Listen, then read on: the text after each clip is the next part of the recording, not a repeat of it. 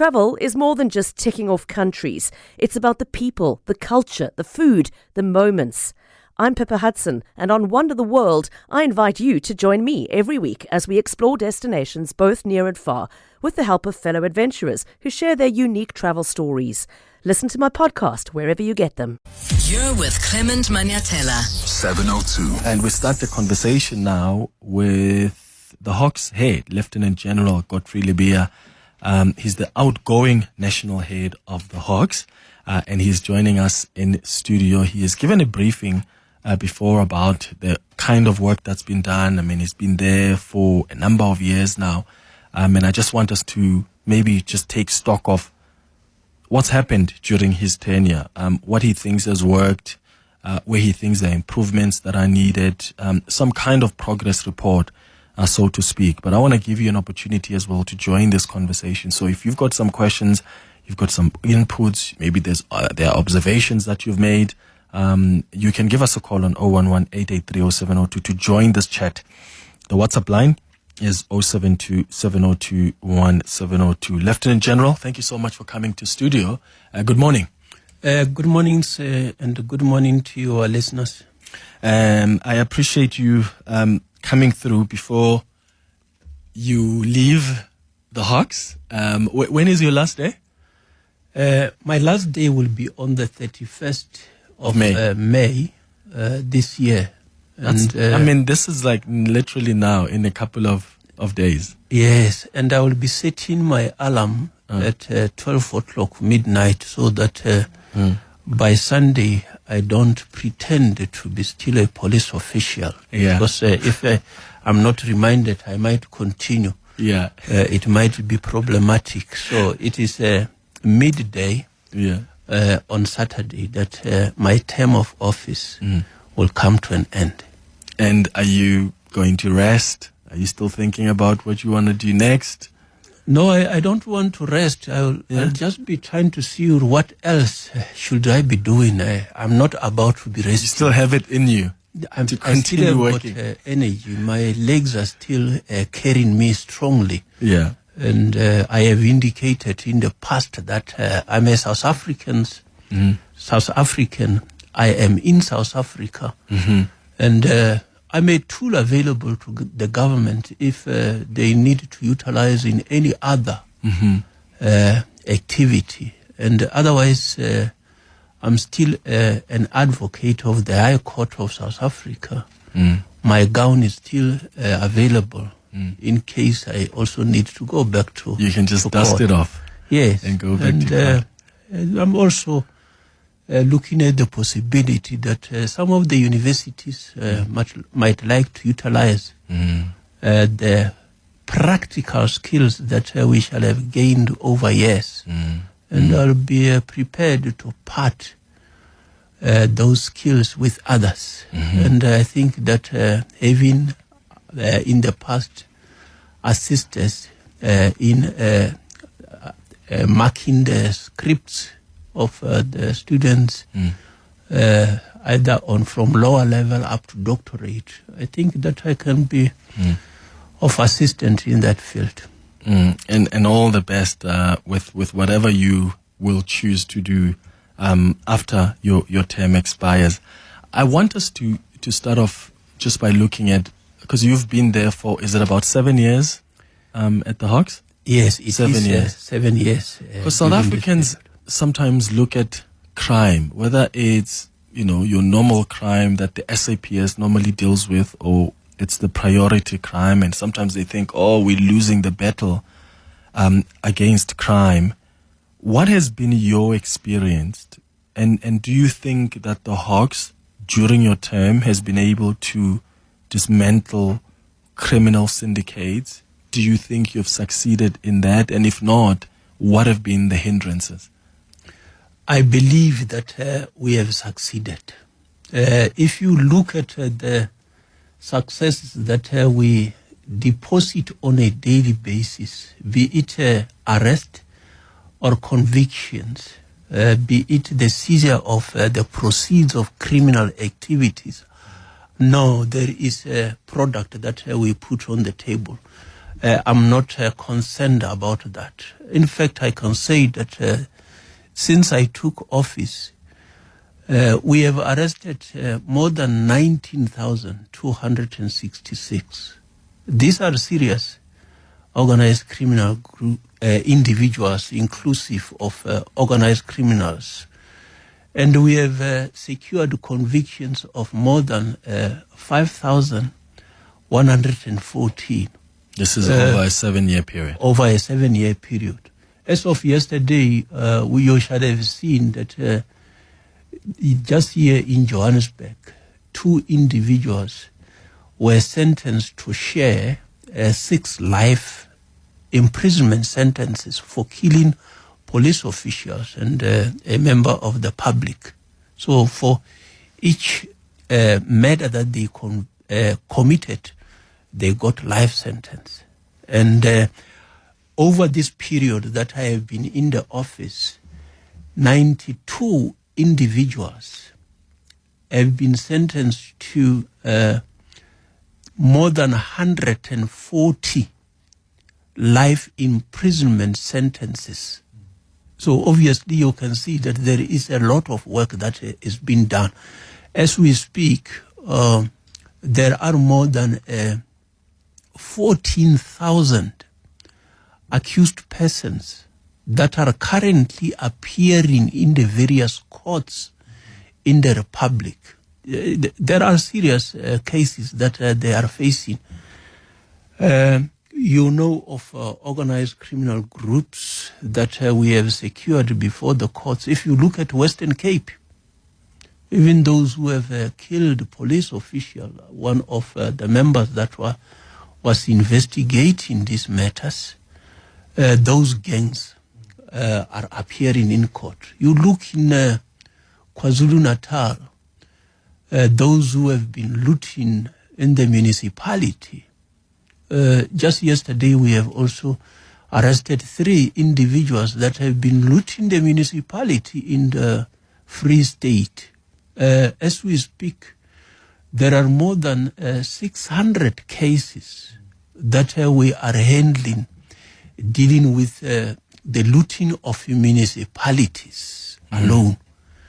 And if you add the SOEs, state organs, again, is a lot of those cases. Yeah, in each and every province that you want to look at, you'll find that there are high-profile cases that are pending before court. It's unfortunate that some of the cases have been postponed to December 2027. We are still in May 2025. So December will come of this year. December next year will come. Only in December 2027 will some of these cases. What's the reason for that, Lieutenant General? Because sometimes the NPA enrolls cases, but sometimes the cases are actually not ready. Then they still say they still want to investigate further, or some cases are going to end in acquittal, and they say, oh, we'll come back and enroll the matters. And sometimes you wonder, who's not doing the work here? Are the prosecutors being handed over matters that are not 100% solid and ready for prosecution, or are they the ones that are taking up matters but are not prosecuting the case as well? So what do you think is the reason for these postponements? It is not the National Prosecuting Authority. The matters are ready for trial, which means that tomorrow the matters could have been heard for trial. So they are set for trial, for hearing, which means that the prosecutors are ready, the defense are ready, but the court roll is full. If you look at the Meyiwa case, that court can't deal with any other case because it has to prioritize that and try to finalize, which means that that particular court is out of service for the other new matters. So it is the volume of the cases that are on the court roll that dictate states that you have got these long postponements. There are different kinds of crimes that we deal with. There are those that you can't wait until you conclude the investigation before you secure the attendance of the accused persons in court. But sometimes the NPA does that, I think, sometimes prematurely. Like, I mean, look at the Zizi Koto case, look at Matsela Koko's case, look at the Nulani investment case. I can go on and on of cases that were enrolled, and the NPA said, we are satisfied that these cases are ready for prosecution, and then they end up in acquittal. Yeah, let me start with the first one that you have highlighted. The case is fully investigated. And then before the accused person was secured before court, everything that needed to have been done was done. And the prosecutors who were given the responsibility to prosecute were happy that this matter can now go for trial. It's unfortunate that the accused persons also have got the right to submit their representation. Having done so, the Director of Public Prosecution, who is superior to the advocate that shall have been given the responsibility to prosecute, found that he is of the view that he can't prosecute on this matter. So he accepted the representation. But the law allows further representation to be done to the National Director of Public Prosecution. That is why representation was again made to the National Director of Public Prosecution and say, review what your Director of Public Prosecution have decided. So they are in that process. So obviously the National Director of Public Prosecution have to be exercising proper caution in making that decision, which is at times they put a team together so that that team can analyze what is contained in the docket, look at the decision that the Director of Public Prosecution has made, and make a determination as to whether the National Director of Public Prosecution concurs with the decision of the Director of Public Prosecution, or review that particular decision and decide that no, with the current evidence, I'm prepared to proceed with the prosecution. So it's not necessarily that the work that needed to have been done has not been done. It's just the working of the law, the criminal justice system. But then even the NPA head herself admits that there are some cases that have just been fumbled. She admits that there are some cases that clearly were not ready for enrollment. So I suppose my question is, who's not doing their job? Is it the investigators who are then handing over? Because you investigate, you go to the prosecutors, and they must decide, are there reasonable prospects of success in this prosecution? So is it them who are not doing the proper job, or is it you as investigators? Because someone is not doing their job properly. Yeah, when the investigation takes place, we always work closely with the prosecutor, because ours is not to make a decision to prosecute or otherwise.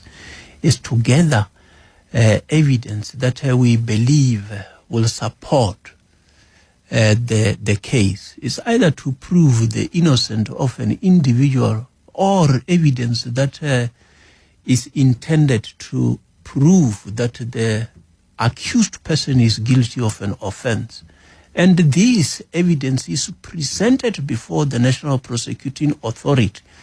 The National Prosecuting Authority must make an unfettered discretion as to whether he or she is satisfied with the content. If not satisfied, if something is outstanding, they will direct the investigator and say, no, go and get this and that evidence. And when that has been done, then they will make a decision. Obviously, they are also human beings, and that's why there are different layers. You can expect that the lowest level may not have the same experience as the highest one. That is why there will be this review mechanism and oversight to assist if an error has been made. So errors can happen. So again, when you deal with cases, never expect that you must get 100% conviction. Because if you are going to have a system where once an accused person is brought before court, you want 100% conviction, it means that the court might make a mistake and convict people that are actually innocent. I think South Africans are just desperate for some high-profile convictions. I think there's no doubt that there are a lot of successful prosecutions. There's no doubt that, as you mentioned earlier, that you've made a number of high-profile arrests. But when are we seeing examples of these politicians in orange overalls? Because that's equally important for South Africans to see that we're all equal before the law, and all of these politicians who are thieves actually end up in jail. I can't count 5 of high-profile politicians or business people who are behind bars right now in the space of what? I can give you 5 years? No, I think that if you look at the 5,114 convictions that we are highlighting here, you will find that some of those are actually in that space that you are looking for. High-profile individuals, business people, politicians. You have got councillors. You have got the mayors. You have got some of those who are serving as ministers. Arrested? I don't know those. Arrested. But who are those? We have never seen a minister or former minister. Which one? I mean, Zizi Kodwa. You just mentioned one. Zizi, but it's acquittal. There's Kemang Pulemabe, wasn't a minister, but he's at least you could argue, high-profile politician. But I'm already scared about how that case is going to end. Is the NPA have its ducks in a row? But I can't think of high-profile ministers or former ministers who are arrested or standing serious trial now. No, the former minister that you have just mentioned, that he is acquitted. No, he is not acquitted. Acquittal only comes after a plea. A person is asked to plea, and after a plea, the outcome is either acquittal or conviction. So the matter has not reached that stage. He has not pleaded. So the matter has been struck off the roll, and then so once the prosecutor make a decision at a national level, it may be put back on the court roll. So it's not... Because that's not the only option. It may be put back on the roll, or it may not. Yes, but even if it is not put back on the court roll, it will not constitute acquittal. Yes. I hear. And then that's the technical term, I get there. But I suppose the point I'm making is it may be back on the roll and he's prosecuted, or it may not. There was also the former Minister of State Security that was also acquitted. And then that acquittal was set up aside by the Supreme Court of Appeal. And we have recently again put the matter back on the court roll because the Supreme Court found that the decision by the judge president was not correct. So you can see that errors can happen at every... and we have Nosiviwe Mapisa Ngakula, by the way, who is going through the court system. So that's an example. Hopefully, there we see a successful prosecution because there's a solid investigation that's been done. We hope that's going to be the case. I just have someone here asking Lieutenant General about the scope of the Hawks. So when we talk about priority crime investigations, which is what you focus on, what does that cover? Like, can you just investigate anything that's brought to you, or does it have to meet certain conditions? We investigate national priority offenses. National priority offenses have been defined in terms of the South African Police Service Act as amended. So we have put together a document that guides what is that which belong in the Directorate for Priority Crime Investigation. In short, you will normally categorize them and say that we investigate serious organized crime, serious commercial crime, and serious corruption. So within those three components, you have got a variety of different types of crimes. Let's say we start with serious organized crime. What is serious organized crime? You speak of cash in transit robberies. You speak of individuals that will be involved in trafficking drugs. Let's say that drugs coming from other countries into our country, or those individuals who are manufacturing, taking types of chemicals and manufacture drugs and start distributing them in the country or even out of the country. You speak of those who are targeting the protected species, be it the rhinos or those other animals in the parks. You speak of the abalone in the oceans that are supposed not to be harvested in that fashion. So various incidences. Then the Prevention of Organized Crime Act define what kind of matters we need to be looking at. So most of the organized criminal groups may decide to focus on specific kind of commodity, like human trafficking, to move individual, falsify documents from Home Affairs, change photographs of individuals, cause some other individual to be married when they are not aware that they are actually marrying. So that speaks to the organized crime. You have seen when we go to the illegal mining, the AK-47s that we confiscate from those individuals. Then you come to serious commercial crime.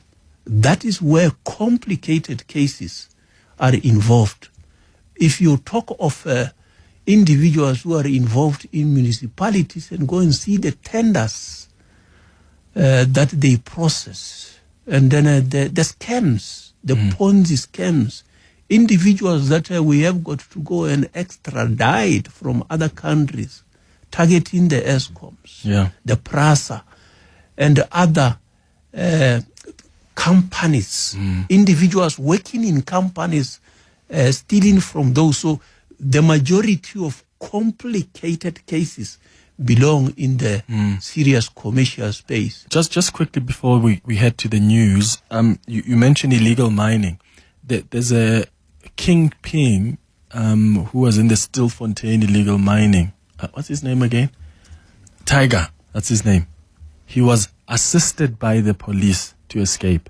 Is that a matter that gets taken by you as the Hawks, or the SAPS investigates that? Because that's serious. The South African Police Service are investigating the escape of that individual. He didn't escape, though. They helped him. That's why they've even suspended some police officers. No? Yeah, himself is a escape. There are those who assisted aiding in the escape. Okay. So it's escape. The fact that you were supposed to be in custody and you are no longer in custody, you have not been legally released. That is called escape. If somebody else in the system have assisted you, it's still assisting you in escape. Aiding and abetting somebody else to escape. Why can't you investigate that? Because it's so serious. No, the escape and the abetting and the like is handled by the SAPS. Ours is we have got interest in what that individual may have been doing. So once that individual is caught, then we will be investigating the possibility of smuggling or receiving those minerals that they are. There are chances that this individual may have been assisted by people in higher positions to escape. Doesn't that make it serious and meet their condition for the Hawks to investigate? Yeah. So the SAPS are investigating their own members? The disciplinary processes, there are a regulation in terms of how do you discipline members of the SAPS. We discipline those who belong in the DPCR. There is a number of those that we are dealing with in the in the DPCR. In the SAPS, in terms of the regulations of 2016, they have to deal with that. And also criminal investigation, that is the iPad, will be able to look at all right, those we'll speak more officials. about this also after the latest in Eyewitness News headlines. Apologies, Sfiso Zulu, for being late for the headlines. You're with Clement Manyathela. 7:02. Let's walk the talk. It's 20 minutes before 11 o'clock. We're in conversation this morning with the outgoing head of the War Hawks, Lieutenant-General Godfrey Lebeya. Remember, you can watch us on YouTube as well. You can just type the 702 YouTube page on Google and you're able to really watch this conversation as it happens in studio. And speaking of YouTube, Moshopoloho on YouTube says, comments there and says, Clement Ntate, Advocate General Lebeya, farewell to you. Say you have done your part. Thanks for your contribution towards fighting crime. My question to you then would be, what is next? And of course, you've already responded to this earlier on, Lieutenant General. Let's go to the WhatsApp voice notes that have come through on 072-702-1702. I'm going to ask you to please wear your headphones just over here so we can hear the WhatsApps. If you've got inputs, you've got questions, you can also call us on 011-883-0702. Good morning, Clem, and to your guest, Advocate Lebeya there. Just a quick one, man. I think it's normally easy to punt your success stories. But what has been his challenges that you would like to, when he does the handover to the incoming head of the Hawks, he will say to that particular person, these are the things that you need to focus on more. And to be fair, these are the things that I did not do as much as I would have liked or as expected. So in short, what were his failures that he would like to see that the incoming person do better on? Thank you for that. Great question there. Lieutenant General? Thank you very much, and thanks for the question.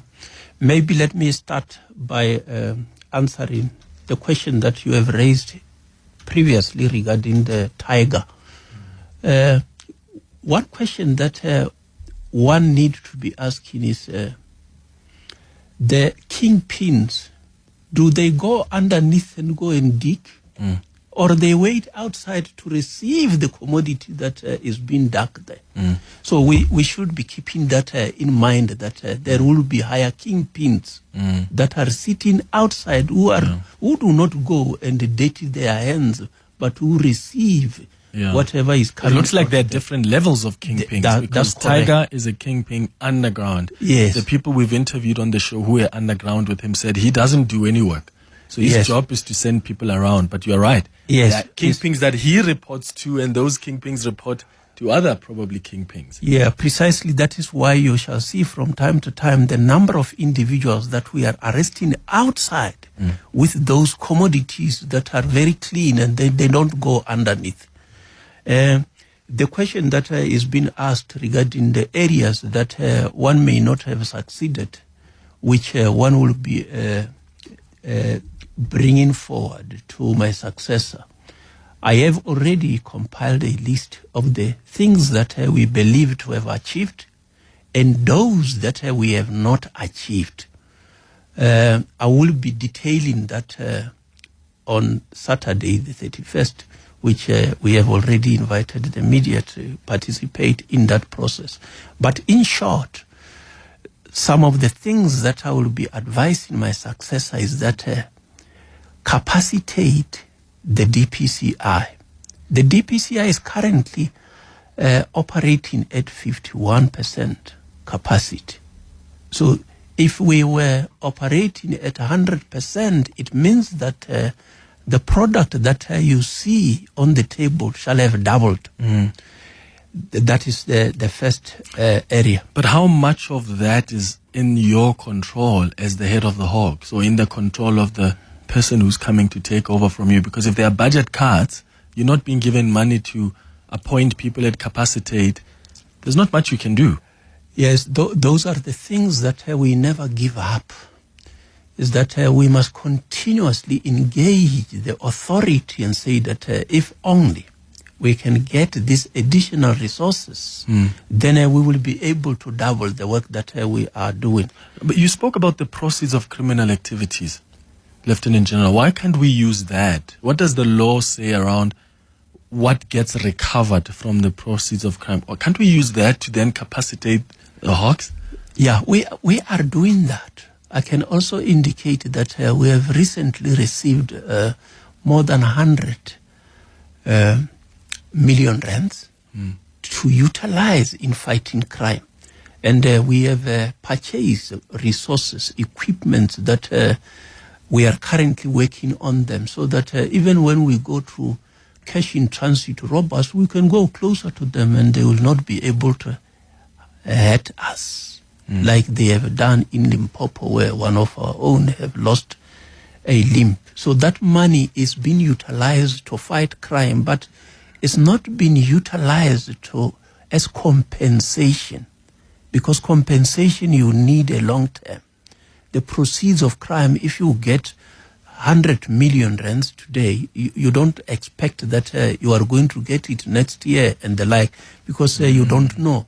And that particular kind of money is also the money that is being utilized when we had the illegal mining, that they pay whoever is going to assist in rescuing those who were underground. So there are various organizations that are competing to access those funds as long as the purpose is to fight crime. So the other areas that I will be suggesting to my successors that let's work towards getting proper accommodation for the members in the Directorate. I think accommodation is a problem. It's again something that is not in the control of the person who will be sitting here. And what then, do we mean by accommodation? Is it when they're out on deployment? The offices, no, the office. Oh, office the offices. space. Okay. Yeah, it is a challenge when it comes to office space. Okay. As an example, if you were to look at our headquarters and go and compare with other similar entities elsewhere, you will see the difference. I think that you really need to work on this. And then other areas obviously include the acquisition of the necessary resources that assist in fighting crime. We are today working in technological environment. Most of the crimes that we have known in the past, where people will be erasing a check and the like, are no longer done in that way. So we have moved into a cyberspace where individuals make use of either telephones or computers to commit the old crimes that we knew of. So then you have got a lot of cybercrime.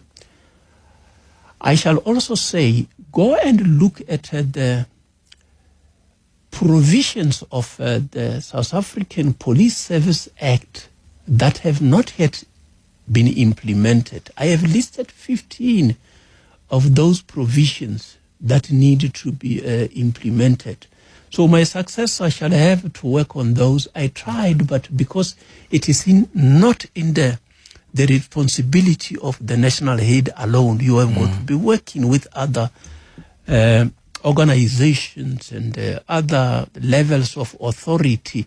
He shall still have, or she shall still have to work to ensure that those matters are implemented.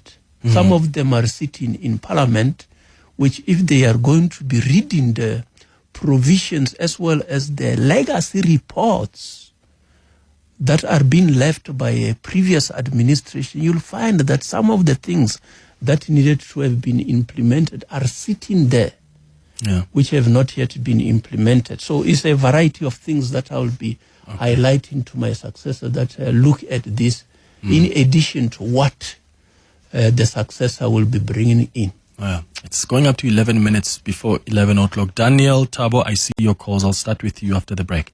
You're with Clement Manyathela. 7:02. 8 minutes before 11 o'clock. Let's go to your calls now. Daniel, let's start with you in Pretoria. Good morning. Good morning, Clement. How are you? I'm all right, man. Go ahead. I've got only 2 questions. I would like to start with saying farewell, Sebata. My 2 questions are, did you beef up the Hawks with a resource like the vehicles? Because your predecessor used to say he left the legacy of dreaded cars that are in Hawks. You no longer see those cars around Joburg, Pretoria. Did you leave behind did you beef up the Hawks with the cars now? That's my question to you. All right. Thank you. Thank you for that question, Daniel in Pretoria. I used to think, Lieutenant General, that when people see those Hawks turning into their streets, they are probably shaking because nobody wants those cars near you. What happened to them? Yeah, thank you very much. We still beef up the Hawks with vehicles. And among the resources that we have just allocated this month is vehicles. And then they are not marked in that fashion because it's not necessary that you should see all of them from a distance. Some of them you should only realize when they are engaging you that in fact they are also the Hawks. We mark some of those just for corporate image and the like, but you can't mark all of them because we are not a visible policing entity. Some, you will not be able to arrest some of the individuals with the marked ones because they see them and they from a distance. So we usually mark few of those, and then when the old one needs to be replaced, we replace them. They are mostly for communicators. And then the operational vehicles, they are high performance vehicles that will be able to match those that the criminals are using. So we do provide those resources. All right. Tabo in Johannesburg, what's your question? Good morning. Good morning, Clement. How are you? Sure. Go ahead. Thanks, man. General, I just want to raise something. I know it's been raised a few times now. There's a problem within the Hawks itself.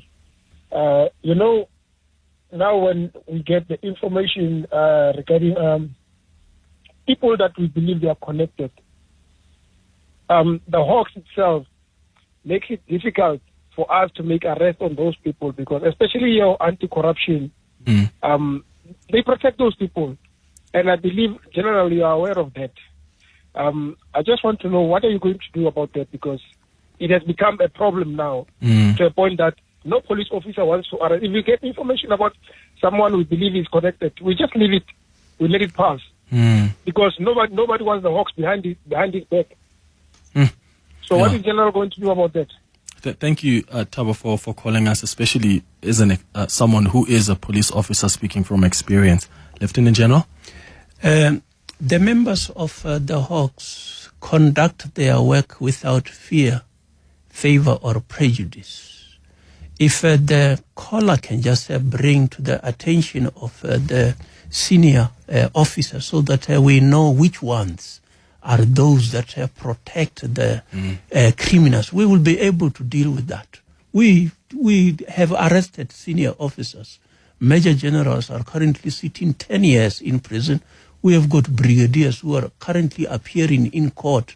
What level is that which we will not be able to deal with? What level is that which will be able to protect? No, we don't do that. So as long as it can be brought to the attention of senior managers, we will be able to do that. And individuals will be able to provide information that can be utilized, not to generalize and say that everybody knows. Yeah.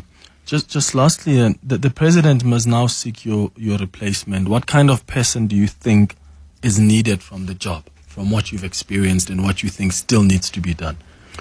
The person that need to be taking this position must be honest, be prepared to take criticism, but conduct the work without fear, favor or prejudice.